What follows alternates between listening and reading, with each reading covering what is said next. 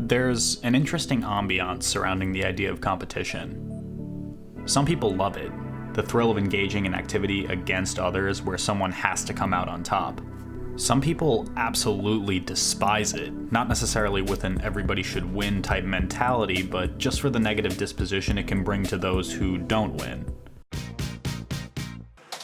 Okay, maybe not exactly like that, but you get the idea.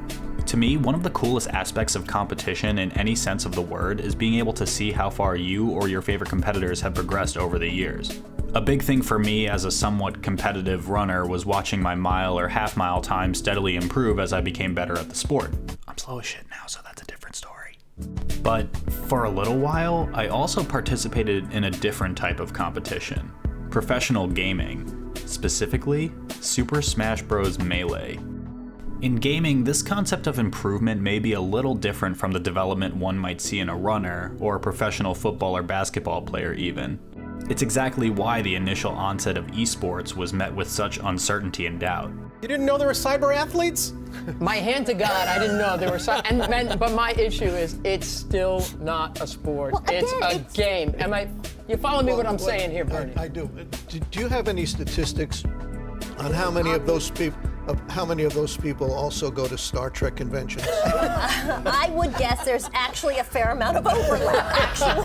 That's Wait, it. it's not a They're sport. too young for Star There's Trek. Is that a strategy sport? involved. You have to physically be able to do it. They're competing. Listen, is it a sport or not? I believe it's a sport. They get sports visas no? to It's a enter the game. country. That's not a sport. It's not a sport. That's not a sport. It's not a I real want to sport. talk about the 20 million people who are watching the damn thing. And the money They that gotta they're be making. crazier than And they're the ones paying big money to watch it.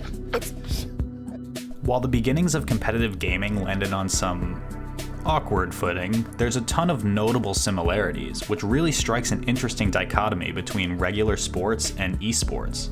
Video games can be technically demanding in a way that both resembles and outwardly opposes traditional sports, such as the dexterity needed to throw a football, kick a soccer ball, or shoot a basketball, juxtaposed against the dexterity needed to control a character performing those same tasks. Check this out for yourself. Look up your favorite player in any sport, gaming or not. Find their history, look up some of their oldest recorded play, and compare it to today. You may see some shocking results, from increased technical proficiency, to better game sense, even to style changes. Sometimes you'll find a competitor who is a true master of the craft, someone who expresses such skill and mastery over their sport that their play feels no different to the way it was many years ago. LeBron James, Usain Bolt, Pele, just a few names that come to mind. The same can be said for Melee. Mango was topping tournaments with Jigglypuff before switching over to Fox. Plup broke into the scene as a high-level Samus main and started using Sheik more to great effect.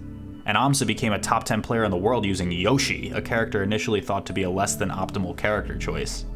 Other competitors, though, they don't have so much of the same luck. We have the classic story of Michael Jordan, cut from his high school basketball team only to become one of the world's greatest players in the game. Other quote-unquote traditional sports players share similar tales. Lionel Messi was taken off his junior team at age 11 because of his height, moving on to become a world-class soccer player at a modest 5'7". The prolific Johnny Unitas was trimmed off the Steelers roster in 1954 and made a Hall of Fame comeback in '56 with the Baltimore Colts. Even Carmelo Anthony was cut from his high school team in similar fashion to Jordan and became a high-scoring machine in the NBA. These are all great Cinderella stories in their own right, but the general idea is this.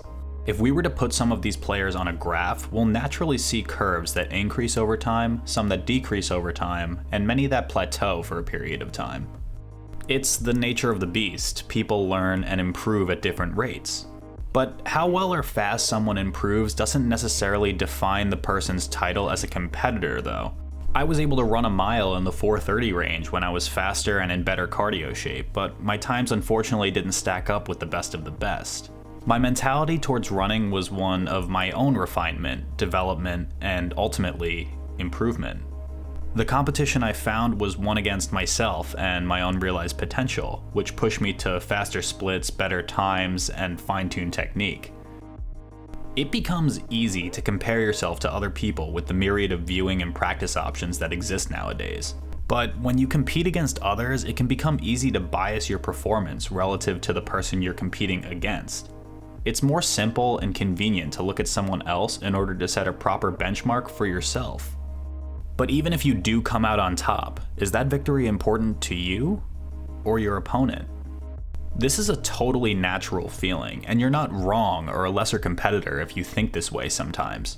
Kanye West even talked about this kind of mentality in an interview with Rolling Stone back in 2004.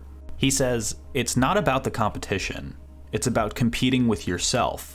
That's why when I play video games, I like playing racing games instead of fighting games. Fighting games are won by beating someone else down. Racing is a matter of figuring out your technique and driving as fast as you can."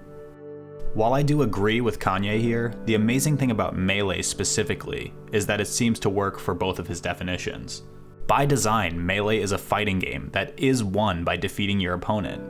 But it also kind of functions like a racing game, where technique and ability is equally as important to some as winning is. As a result of this crossover definition, Melee feels like one of those games that's limitless in potential improvement. Even now, 15 years after the game's initial release, players still find ways to perform better and optimize their play. It's a game where, when I lose, which is often, I still feel sheer enjoyment because I observe totally unique situations, move ridiculously fast, and learn how to play better in a way that works for me. Jonathan's 60 Frames article on Medium summarizes this concept very well. A game can serve multiple functions, sometimes as a toy and other times as a sport, all with varying degrees of overlap. The key difference here is depth. Toys are one-dimensional and lack the capacity to be approached in multiple ways. Sports, however, have style, preferences and methods which can be totally unique from player to player. It's what makes Michael Jordan his airness, Messi, La Pulga, Johnny Unitas, the Golden Arm. For the same reasons, it's what makes Melee players like Ken, the King of Smash, Mewtwo King, the Robot, Amsa, the Red Yoshi, and Mango, the Goat. Or the Buster, depending on the day. I think it's kinda cool that many fans of Melee could watch a tournament set without player cameras and still be able to decipher who's playing because of this level of uniqueness. It's why, when I see an oh-so-satisfying set of a Party Hat Pikachu absolutely decimating a Fox player in under a minute, I instantly recognize it as Axe vs Silent Wolf. Remove the cosmetics around the game, and these players are still entirely recognizable, because they just do things differently. This as a whole is rooted in an idea that Melee is a game of expression rather than execution. While proper and efficient execution is a necessary cornerstone to any successful competitor, there's a ton of freestyle elements in Melee, which lets the user decide how they want to play. This level of autonomy allows players to take wildly diverging paths in order to arrive at the same final destination. Do you see what I did there? Give two players the same gameplay scenario, their approach may vary greatly. It's just like Kanye said, it's a matter of figuring out your technique and driving as fast as you can. For Melee, it's about figuring out your character, your opponent, your movement options, and fluidity, while learning to do all of these things off of a combination of muscle memory and pure instinct. Many fanatics will tell you adamantly that Melee is the best game ever made, and I think that this seemingly endless skill ceiling is the reason why. It allows for the user to play the way that they want. Sure, there's an end goal the same as any traditional sport, but those sports also allow its players to develop its own style. Like I said before, win or lose, I feel as if I'm learning how to refine my play in a way that works for me. In many ways, the game is also like a mirror that reflects the aspects of your own real life. In running, when I want to improve my agility and quickness, I think about tech skill, a constant pressing of buttons that showcases a proficiency gained over many repeat practices. Going on long runs is kind of like the neutral game. My mind can wander, but it's always thinking about what needs to come next. And the premise of running as a whole is the punish game, because it actually sucks to go on a run of any distance. But every decision and every step comes with a potential risk and reward scenario that can always be optimized. And I get it, this is a stretch. Juxtaposing a video game to professional athletes or even my own personal hobby in running is a complete reach, and it's borderline ridiculous. But it kind of makes sense to me in this weird, innocuous way. Like any story, there's a moral to this. I feel that these comparisons can be made because for each item, there's a shared passion. LeBron is passionate about basketball, Messi to soccer, Unitas to football, me previously to running, and all of these people to Melee. And for the purposes of our story, passion is the point. It's this inspired passion which keeps me playing and watching the game. And it's a passion which I truly hope will not fade soon.